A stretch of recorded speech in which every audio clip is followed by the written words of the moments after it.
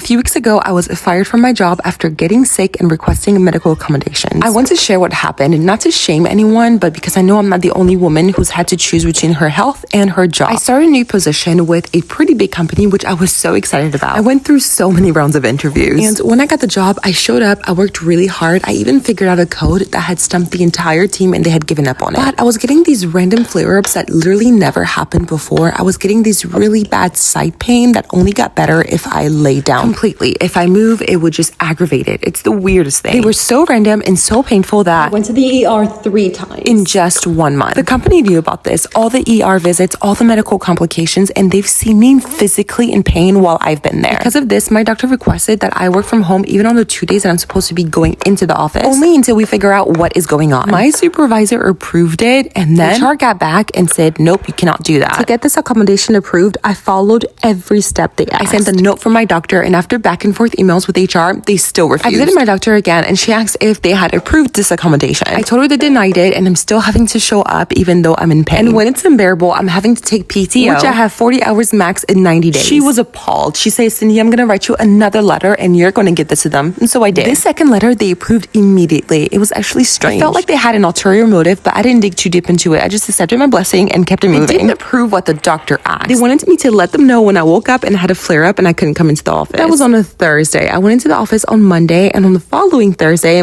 I had a flare up. So many things happened on that day. It is actually wild. I had a long one-on-one with my supervisor, which I can go into more detail, but what was shocking is that he told me that when I didn't reply to his message after I had already logged off for the day, he went on my Instagram to check what I was up to. Not only that, but during the 8:30 a.m. morning meeting, he literally yelled at me in front of the entire team. It was the first time this has ever happened to me. He finally ends a call letting me know that I will have to come into the office every single day, which I said fine. Because for me, I know that I'm doing everything right. And if you need it to be proven, that's fine. I will prove it to you. I kid you not, I have never had any write-ups, no warning. The next day, following the first time that I've ever used this accommodation of working from home because of a flare-up, they fire me. And what hurts the most is how much of myself I poured into this job, even while I was in pain. But anyways, I share this for anyone who's going through hardships. We come on here, we share the highlights of our lives. We share the moments that make us so happy, but there are also some really dark things happening. If you've ever been dismissed, overlooked, or let go because you're trying to take care of your health, I'm right there with you and I hear you. I honestly chose that job over my health, but right now I am choosing me. I'm choosing peace. I'm choosing healing, and I'm choosing to do things that are going to help me and my body. My flare-ups have reduced so much since stopping that job. We still don't know the cause of them, so I'm still going in and out of specialist office, running so many tests to figure out what's going on. I hope we can find the cause soon, but for now, I'll heal the best way that I can from the inside out. But that's it. Thanks for listening. Love you. Bye.